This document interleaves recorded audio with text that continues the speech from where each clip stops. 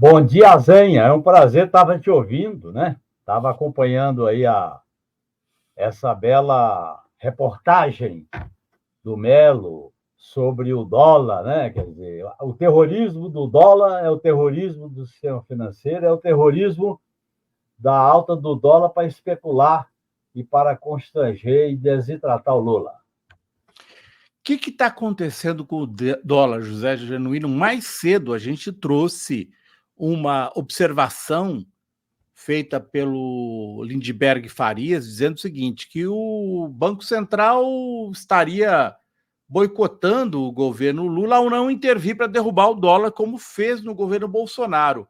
Eu queria que você comentasse isso e também o fato de que o dólar está subindo em relação a várias moedas do mundo, ao iene, ao, ao, ao, ao peso argentino, a várias moedas.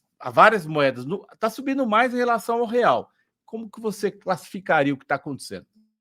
Olha, Azenha, primeiro há uma crise real, sistêmica do modelo neoliberal. E essa crise real atinge o mundo inteiro, uns mais e outros menos.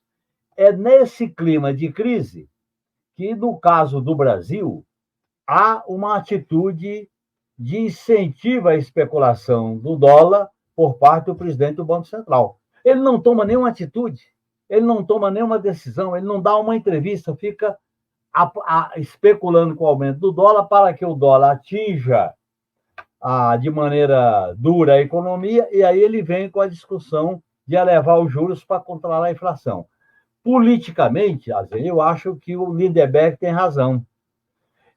Esse terrorismo especulativo com o dólar faz parte de uma jogada dos setores financeiros monopolistas para garantir o ajuste fiscal tirando dos pobres.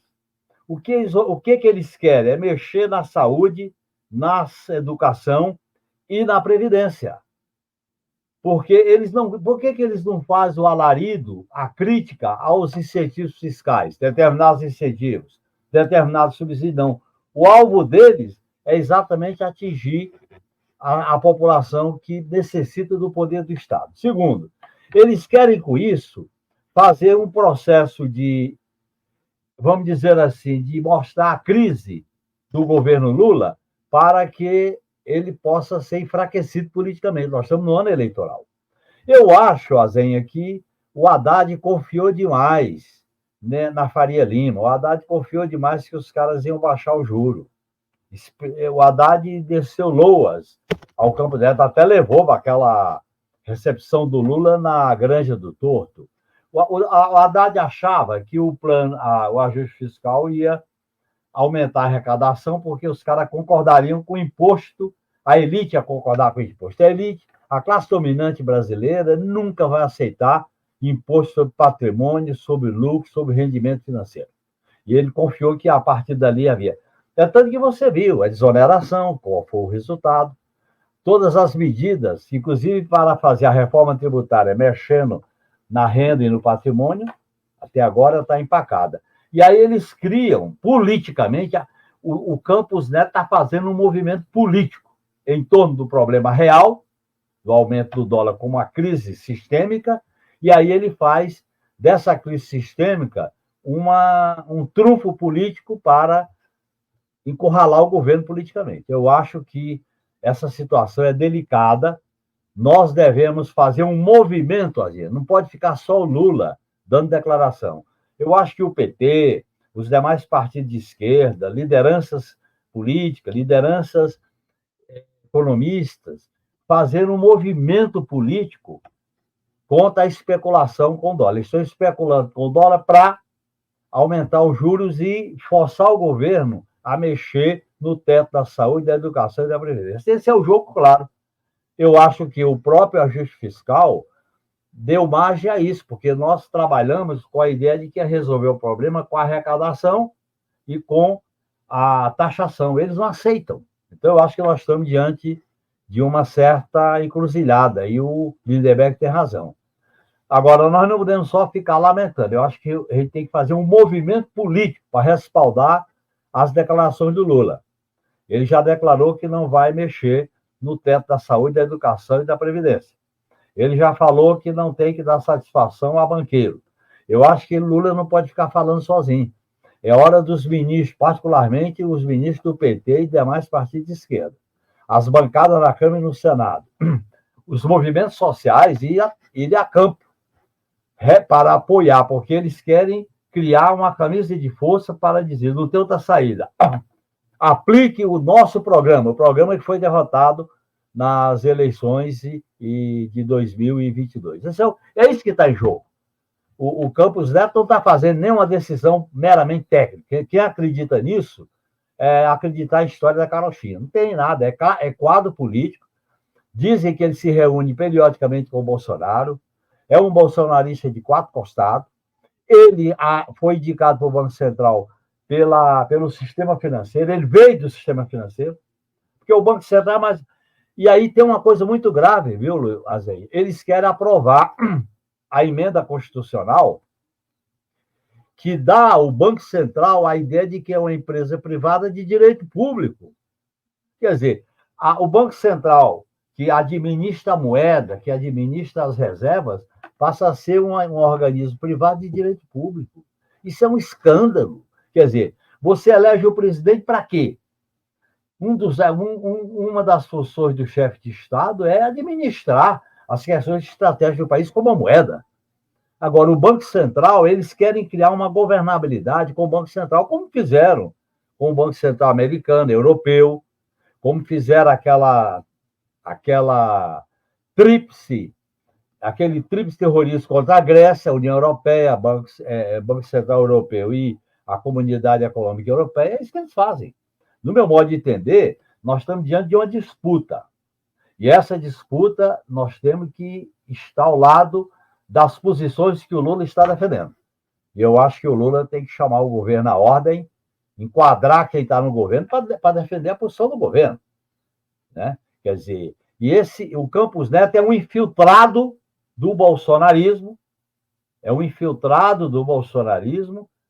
no Banco Central para torpedear, para enfraquecer o governo. Os indicadores econômicos estão melhorando, mas aí tem o problema do peso do ajuste por causa do aumento dos juros, o impacto do aumento de juros nas contas públicas e por aí vai. Então, eu acho que essa ortodoxia neoliberal está jogando politicamente. Nós temos que dizer, Campos Neto, você é um quadro político, você está aí, não tem Banco Central independente, coisa nenhuma. Isso é balela dos banqueiros e do rentismo. Você está aí para fazer política contra um governo progressista que tem um programa que eles estão impedindo que ele seja concretizado. Pergunta da Márcia Castro. Quem pode mudar o mandato do presidente do Banco Central para coincidir com o mandato da presidente da República? Você acha que deveria acontecer? Olha, eu sou contra Banco Central independente. O poder emana da soberania popular, que é o voto. E quem é eleito pelo povo tem que decidir, como chefe de Estado e chefe de governo, que é o presidencialismo, os assuntos de Estado. E a moeda, o tesouro, as reservas, a administração do sistema financeiro é uma questão de Estado. Portanto, eu sou contra a independência do Banco Central. É claro que se fosse aprovada uma emenda para coincidir, era melhor. Vamos dizer assim, é menos ruim. Mas essa ideia de que você tem agências, Banco Central, uma governabilidade financeira é exatamente para tirar força do poder popular que emana da soberania popular. Isso que está em jogo. Por isso, que a democracia liberal ela é disfuncional para o sistema neoliberal, porque o sistema neoliberal precariza tudo, elimina direitos, leva o povo a um desespero, e aí vem a alternativa proto-fascista, que é o que está vendo na Europa. Então, eu acho que seria menos mal, mas eu sou contra a ideia de Banco Central independente. Essa ideia de Banco Central independente nasceu no início do século XXI, com a ofensiva Margaret Thatcher e Reagan, para criar, no mundo unipolar, uma governança que independia de eleição, independia da disputa política.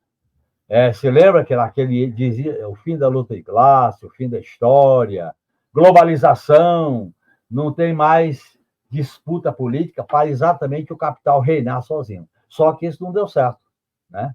A partir da crise de 2008, o sistema foi, vamos dizer assim, afetado profundamente por uma crise sistêmica. E agora eles tentam salvar o rentismo, o modelo neoliberal, agravando a crise, principalmente a população assalariada, a população pobre, a população que precisa das políticas públicas e do papel do Estado. Essa não é uma disputa qualquer, Azenha. Eles estão torpedeando, estão enfrentando, estão querendo encurralar o governo Lula. E eu acho que está na hora da gente fazer um movimento, eu defendo um movimento democrático, popular, de combate à especulação financeira e o terrorismo do dólar e apoio às declarações do Lula. E vamos executar os programas sociais. Mexer na educação e na saúde e na previdência, jamais. Eu acho que o PT tem que ter uma posição muito clara, e já tem uma nota da executiva, mas nós temos que fazer um movimento político, inclusive de rua, vinculando essa questão, Azenha, com a campanha eleitoral de 2024. Como é que nós vamos administrar cidades como São Paulo? Olha a crise da tragédia no Rio Grande do Sul. A tragédia no Rio Grande do Sul teve que livrar os investimentos do Rio Grande do Sul do ajuste fiscal. Esse ajuste fiscal foi uma ilusão, no meu modo de entender, uma bem intencionada ilusão do Haddad, achando que a elite financeira ia baixar os juros. Lembra? Ele vai baixar os juros, vai aceitar uma reforma tributária que atinja o patrimônio e a renda. Nada disso. Essa turma aí não sabe perder. Quanto mais tem, mais quer. Então, essa é uma disputa política, não tem nada a ver com técnica. E eles especulam, como muito bem o Melo mostrou na capa do jornal da tarde, do período anterior, como é que é isso? Ó. O dólar explode, foi Lula. É só isso. O Lula é culpado para explorar o dólar. Eles não fizeram esse terrorismo com Arminio Fraga na eleição de 2022 para que o Lula fizesse e assinasse a carta aos brasileiros? Fizeram. E como eles não podiam apoiar abertamente o Bolsonaro, eles vieram com esse discurso de torear o Lula, fazendo com que o Lula deixe de lado o programa que o elegeu. É isso que se trata, é uma disputa política.